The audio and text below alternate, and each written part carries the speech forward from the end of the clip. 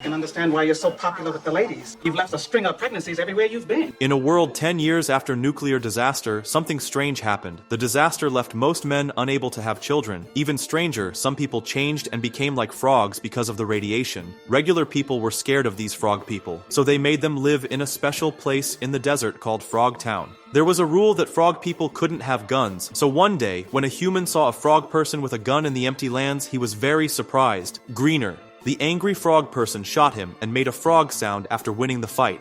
Meanwhile, a man named Sam Hell was in trouble. Captain Devlin was hitting him and asking him questions. The captain was very angry because Sam had been with his daughter. He wanted to hurt Sam badly. Two nurses from a company called MedTech showed up. Nurse Patton told the captain some news. His daughter was going to have a baby, and she said she wanted to be with Sam. The other nurse, Spangle, stopped the captain from hurting Sam. They took Sam to their company building. At MedTech, they put a special lock on Sam's private parts. You see, Sam was special. He was one of the very few men who could still have children. The nurses wanted him to help make babies with healthy women to save humanity. Sam agreed to help if they would forget about his past crimes. But Sam didn't read the whole agreement carefully. Now he had to wear this special lock forever. Only the nurses knew the code to open it, and if anyone tried to break it, it would explode. Poor Sam could only use a tiny hole to pee through.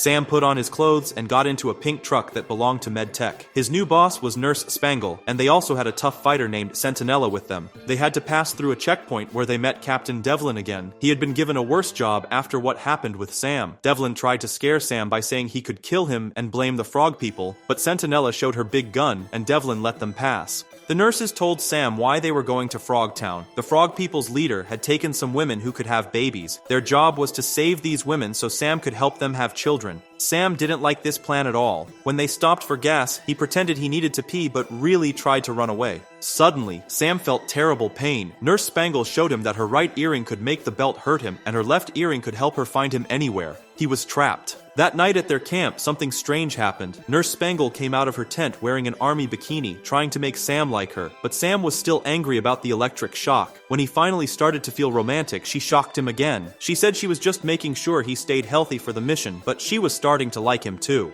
Later that night, while Sam was sleeping, Sentinella tried to sneak into his sleeping bag and play with the belt, but Spangle caught her. Sam pushed Sentinella away because he was scared of getting shocked again. The next day, after more driving and making camp, Spangle's machine showed that someone was nearby. They all got in the truck and chased after a woman they saw.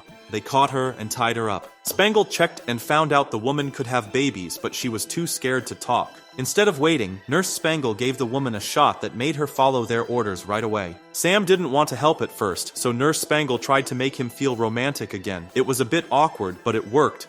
Just when Sam and Spangle were having a nice moment together, they had to help the new woman. While all this was happening, the frog person who had the gun earlier was watching them from far away. The next morning, the woman felt much better. They told her to go south, where MedTech treats women who are going to have babies like they're very special. Before she left, she told them how to find Frogtown, gave Sam a big hug, and started her journey to the border.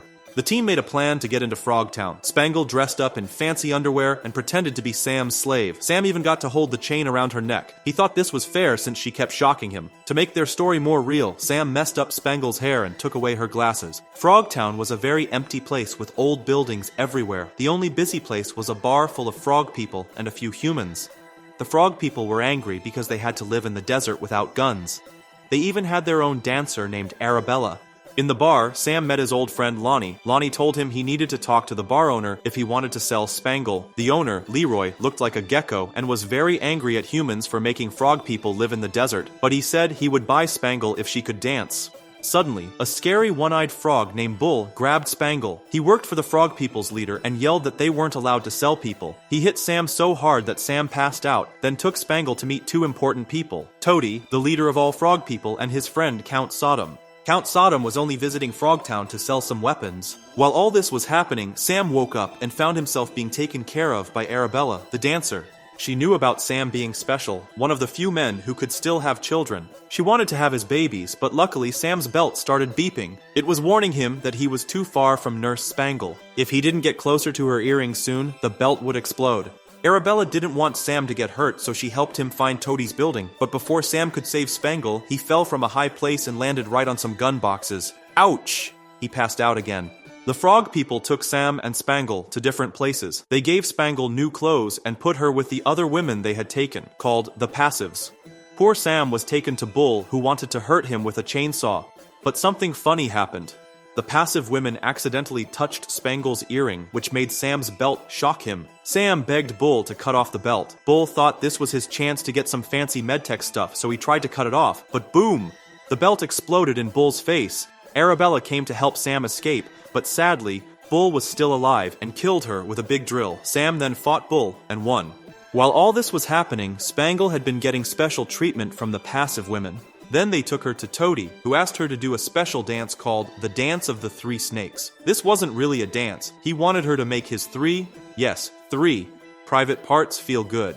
Spangle pretended to dance to stay alive. Toady really liked it and tried to grab her, so she kicked him where it hurts, but it didn't work on the frogman. Suddenly, Sam burst into the room holding 2 shotguns. He shot Toady's guards, but Toady himself jumped away just in time. Sam and Spangle quickly gathered all the women and tried to run away, but Toady and more guards caught them again. But wait, their friend Lonnie had a plan. He shot a bright flare through one of the guards. This was a secret signal for Sentinella. She drove the truck right up to Toady's front door. The guards there were so scared of her big gun that they just lay down on the ground.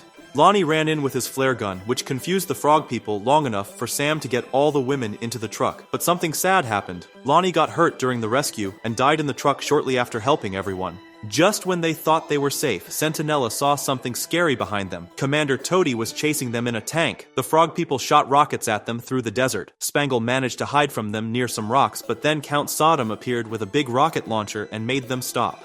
Everyone got out of the truck with their hands up. Then came a big surprise. Count Sodom was actually Captain Devlin. He had been selling guns to the frog people in exchange for uranium. He wanted to make nuclear weapons to kill all the mutants, Sam, the medtech people, and anyone else he didn't like. While Devlin was talking about his evil plan, Sam quietly asked one of the women to give him the sword he took from Frogtown. Just before Devlin could shoot them, Sam threw the sword right into Devlin's chest. Devlin fell off a cliff, but somehow he was still alive and wandered away. Sam went to look for him while Spangle stayed with the truck to protect the women. Sam found Devlin lying in the dirt, but when Sam turned away, Devlin got up with his rocket launcher. Luckily, Devlin made a noise, so Sam turned around quickly and shot him in the head.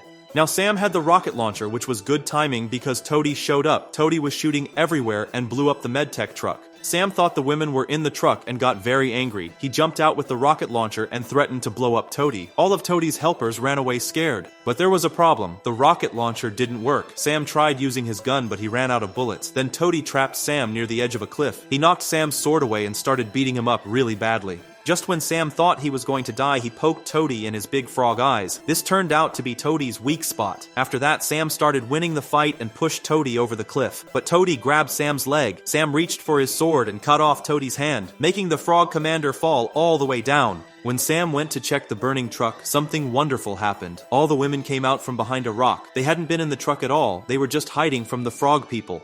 Sam was so happy that he kissed Spangle. She tried to shock him with the belt, but then realized the belt was gone. Sam had stayed to save them even though he was free. She kissed him back, and they all got into Toady's big vehicle. Spangle reminded Sam that he still needed to help all the women have babies. Sam made a joke about how his work never ends, and they all drove off into the wasteland together. And that's how this wild story ends.